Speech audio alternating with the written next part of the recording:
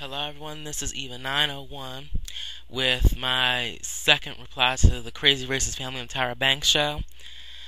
My original reply was 8 months ago in August of 2007, and I thought that when I heard myself speaking this evening, or rather I put a couple evenings ago, I thought I hadn't elaborated enough on the subject, so I thought I was going to go over it again and list a couple of points. And I'll start off with my first point is racism is moving humans as a species backwards. The reason why racism is moving humans as a species backwards is because we as human beings are diverse, like every other thing on this planet. You have flowers that are diverse. You have animals that are diverse. Humans are in their own right diverse too. You cannot discriminate against people based off of their hair color, their eye color, their height, their weight. Definitely not their race, their ethnicity, and their culture. And if we continue to do this, then society will move backwards, as it has been beforehand for so many years. We've been moving forwards. We've been making progressiveness. And now that it's 2008 and it is election year, we have Barack Obama running for president. And a lot of people are saying the reason why Barack Obama is being supported by black people is because he's black. Race has nothing to do with it. It's just the regular old media thing, with the media centerfolding race. Race is not it. It is now about intelligence and who has the mind to go on in a world today where we are now lacking common sense and lacking leadership amongst our people. And America should not have racist people in it because we are one of the most diverse countries in the world. We have Asians here. We have people from all corners of the world flocking to America. And racism is moving us as a species and America as a nation backwards, because if we cannot get past this one little key point, then unity will never occur. It will be, say for instance, it will never occur. It will just be a lost dream. My second point is ignorance is the cause of racism. Basically, the only reason I put that number 2 on my points list is because ignorance causes racism, because you must educate first. Without education, racism runs rampant. Ignorance runs rampant. Each go hand in hand. You must educate people about the history of racism.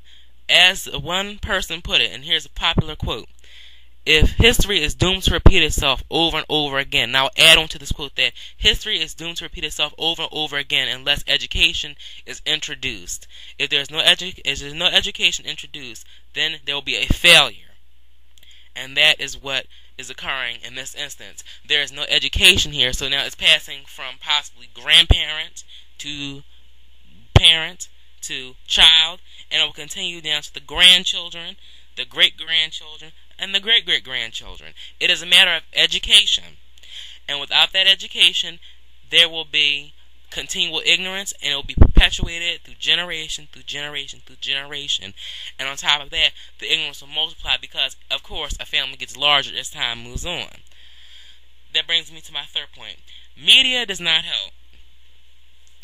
We've seen it so many times that, the black man killed somebody. It's been seen kill somebody, so it's a huge entire thing.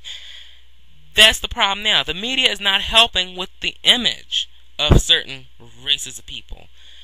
As far as I'm concerned, the media has no right to discriminate because of the fact that we think a certain way about the media too. In some ways, the media over-exaggerates and fakes things. It's just a matter of money and viewers and ratings. That's how it works here. Media just does whatever it wants to, and you can have free speech. We have free speech in America. Therefore, we can say whatever we want about the media. The thing is it going to change the media? We do not know. Not unless there is a large enough movement out there to put this out there. Simple as pie. And that's all I have for point number 3. Point number 4. You can't help it. There are more so-called colored people than there are non-colored people in the world. And I will say this is true. I'm gonna do math for you. If you have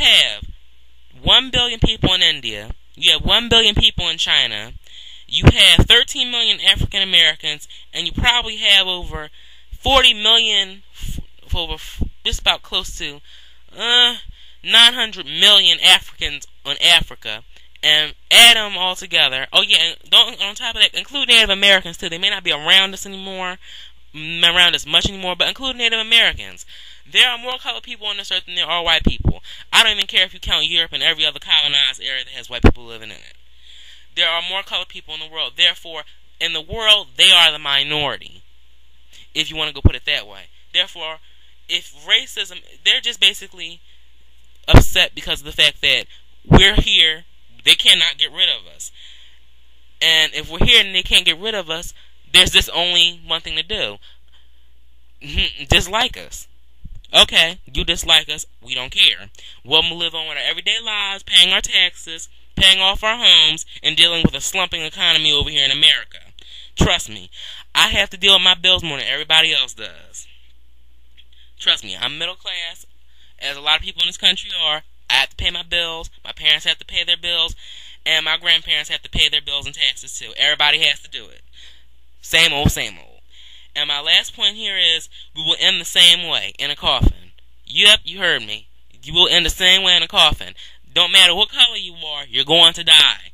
Whether it be old age, whether you die from disease, whether you're young, you're going to die. If you cut somebody open, you'll see the same organs. Not unless they're missing because you have a disorder or something. But if you look like a human being, if you talk like a human being, if you have hands like a human being, then you are a human being. Simple as that. It's like it says in the Constitution. All men are created equal, meaning that all men, women, children, no matter what color or race, are created equal. This may not hold true legally, or it can hold true legally if it was implemented in the right way earlier on, but basically, to put it simply, we're all the same, nobody's superior, and nobody is inferior. The only thing that we can do is lift other people up to a certain level in society. So that way, there will be no financial inequality or economic inequality, as there is in the world today in many countries like America and Brazil. We have to make sure we close these gaps before these gaps become a problem. And equality is the only way how we're going to do it, along with diversity and education. That's the only way we're going to be able to fix this problem as a species in the world. Thank you.